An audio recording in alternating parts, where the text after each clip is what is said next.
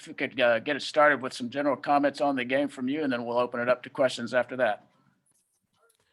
Well, hats off to Tennessee. I think they got a really good football team. I think Josh is doing a great job. A tremendous atmosphere to play college football game in. Was really impressed with that. I can't say enough about the leaders on this team.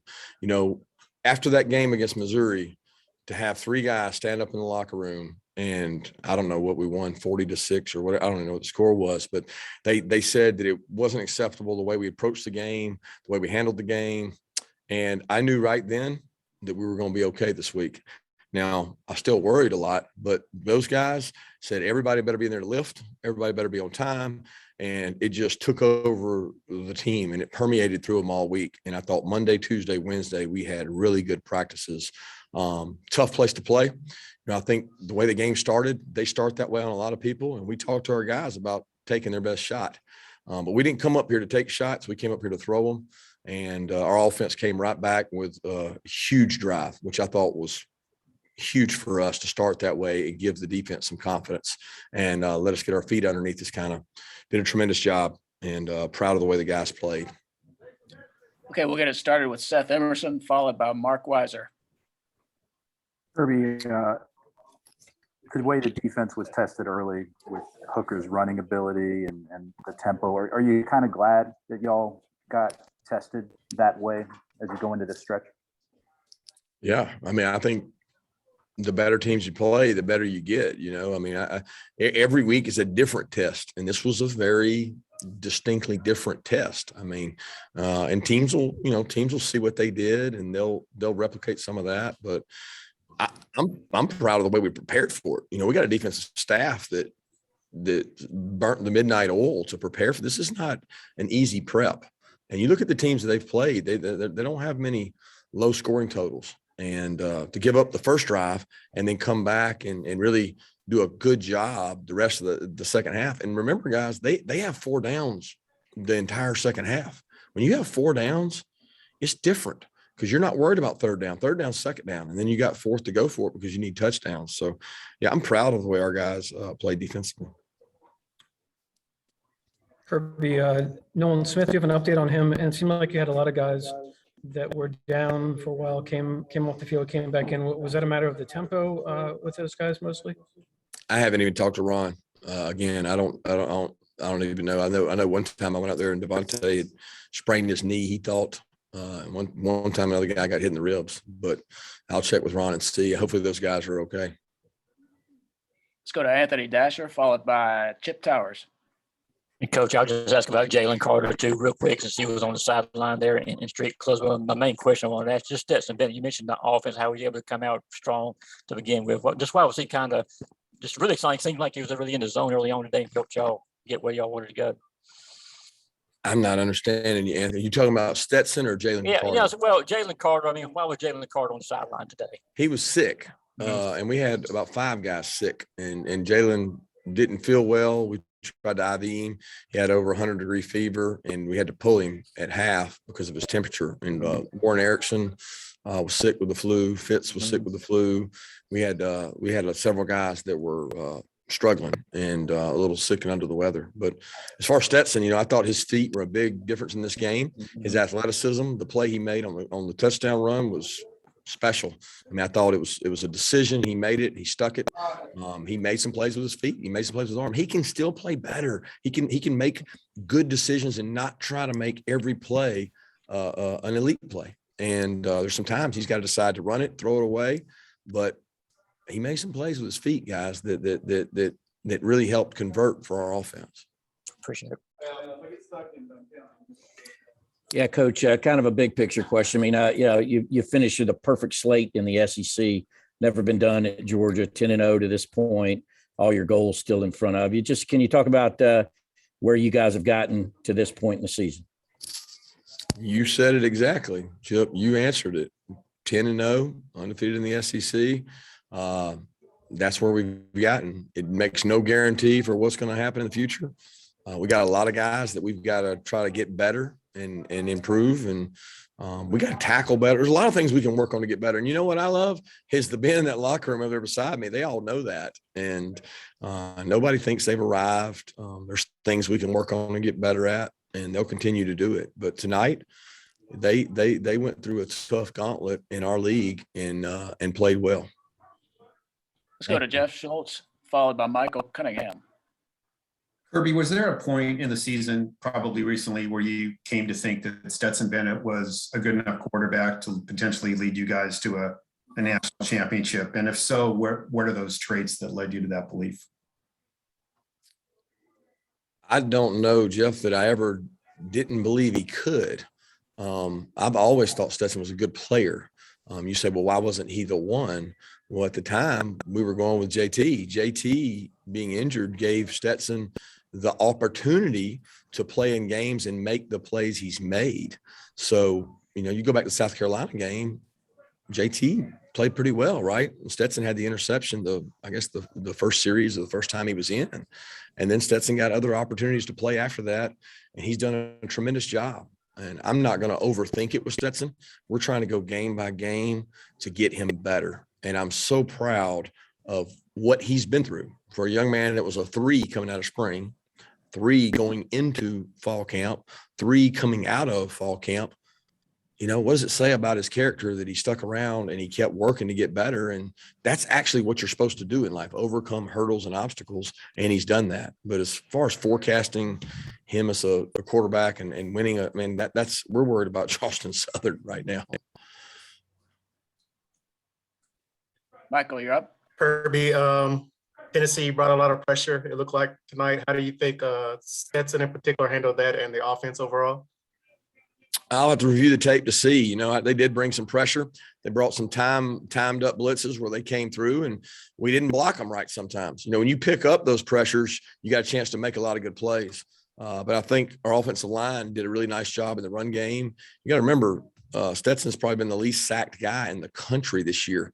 And that's a credit to Matt Luke. It's a credit to Stetson. It's a credit to Todd Monken for not putting us in those tough situations. That happened tonight more than normal. Okay, let's go to Mike Griffith, followed by Jed May. Yeah, Kirby, you mentioned the South Carolina game, putting Stetson in, rotating him in. Is it just too late in the season to play that style of rotating a guy in and giving him a chance like you did Stetson earlier, or just game by game decision? Yeah, we're trying to make a decision because it gives us the best chance to win, continuity, receivers. And again, we make that decision each week on what gives us the best chance to win. There's a lot of runs, guys, that are packaged with reads off of it. And when you read, you have to have the ability to pull. And I know you guys were smart enough to watch that tonight. There were times he had to pull the ball and run, and he made them pay for when they chased the running back. And, that's a big part. His legs have played a big part in his success. Yeah, Kirby, I think it was the 4th drive. Y'all looked like y'all moved Chris Smith over to star, put Dan Jackson in at safety. Just sort of what was, I guess, the thinking on that move, and I guess what allowed it to work so well? I think y'all only gave up, that last touchdown after y'all made that switch. Chris is a very versatile player. Dan's been playing well. We felt like during the week we worked that hard to try and get some depth. Bullard's been a little banged up, and we had to move Poole to star. And we repped Chris there during the week, thinking it could help us because Chris has got some good man-to-man ability. We had to play kind of a different style defense this week, and I thought the changes we made really helped us. Let's go to Jake Rowe, followed by Dean Legge. Kirby, I wanted to ask you about AD. It seemed like it came up kind of big there on that drive before the half, a couple of really nice catches. It was almost a little bit of a breakout game for him, or the first time he's had that kind of production since South Carolina. Did you kind of see that coming? Is that kind of been a preparation thing for him, moving forward? AD's a good wideout. AD's a hard worker. AD is a young receiver that is growing up in the midst of a conference play. He's been more productive probably in practice than even in the games. He hasn't always gotten his opportunities in the game, but I'm proud of how he works, and he's getting maturity. I'm certainly glad he got those opportunities in 2-minute drive there to make some plays. He's got to continue to work on his ball security, but he's a talented young man. Hey, Kirby, James went 14 touches, 147 yards, 3 touchdowns. Comments on James, and did you get a chance to talk to Peyton before the game about recruiting? I got a chance to talk to Peyton before the game, but it was more about his son. He wants me to recruit his son. So he had me worried because he said he was going to play quarterback today. So I was getting even more nervous. But James, man, you talking about a guy that wills himself to win. I mean, this guy wants to win bad, and he doesn't care what it takes. He'll do anything you ask. He ran out and played on a punt team he hadn't played on in a couple of weeks, and we didn't have enough out there, and he ran out there and did that. I mean, I didn't know he had 14 touches for 147, but I mean, the guy makes plays, and he's getting better as the season progresses. I'm really proud of what James has done for James, but I'm even more proud of what James has done for this team, because when James speaks, he carries a lot of weight with the players. They respect James. Let's go to Catherine Lewis, followed by Palmer Tomes. Hey, Coach, I wanted to ask you specifically about your linebackers' performance today. They led the team in tackles, and Channing Tindall's forced fumble near the end of the game extended Georgia's lead today. So what were your thoughts on them? Linebackers are really good players, even better leaders, and well coached. They've those three guys have played a lot of football around here, and we're certainly going to miss them when they're gone. But they are really good football players, and they practice as hard as anybody on the team. And Kobe, Channing, and Quay have no egos. It's just another microcosm of the entire team. When you watch that unit, that they don't get upset over who starts, they don't get upset over who makes plays. They make a lot of calls, and they lead our defense. Yeah, Kirby wanted to ask specifically about Channing, 3 sacks on the day. What can you say about his performance that you haven't said already?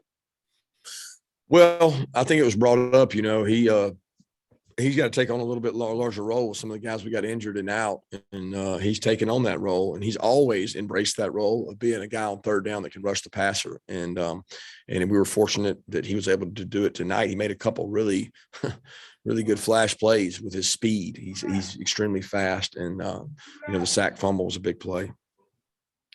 We got time for 2 more questions. We'll go to Lance McCurley and finish with Allison Mastrangelo. Hey, Coach, can you kind of talk about your secondary? I think when Dan Jackson went in at safety and Chris Smith went in at star, you guys only gave up 1 touchdown after kind of giving those plays. And then talk about just the kind of secondary as a whole, because they kind of shut down Tennessee in the back half of the game. Proud of the way the guys played. Those 2 corners went out and played, and we left them on an island all game. They hit some plays. They got behind Keeley, and they made some plays on DK. They got some good wideouts, and we thought that coming into the game that we were going to have to play well on the perimeter. They're tough to defend. Look, Tennessee's going to be a good team because of the way they play.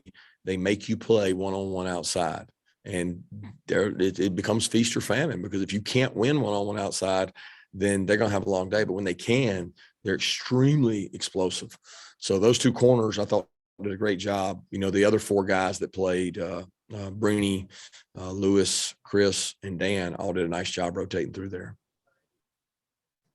I just wanted to follow up on Stetson Bennett's running ability and using his legs. He said his dad always has tried to make him run a little bit more. Is that something you've seen in practice and work with him on in practice? And just how much does that make him more of an advantage for you as having him as a quarterback? Well, I don't try to make him run more, because I don't think that, you got to protect the quarterback too. And he's not a guy of stature that needs to take a lot of shots. We have to be smart with the carries he gets, and he has to be smart about sliding and getting down, because these guys he's going against are big physical guys. But there are things he can work on in terms of the pocket. He's got really good patience in the pocket, but when it's not there, he's got to make a decision to go hit it vertical, not try to escape outside, especially when he's got the protection that our guys have been able to have. But really proud of his feet have made it a new weapon, a new dynamic that our offense needs. All right, Coach, thanks for your time tonight. I appreciate it. Thank you.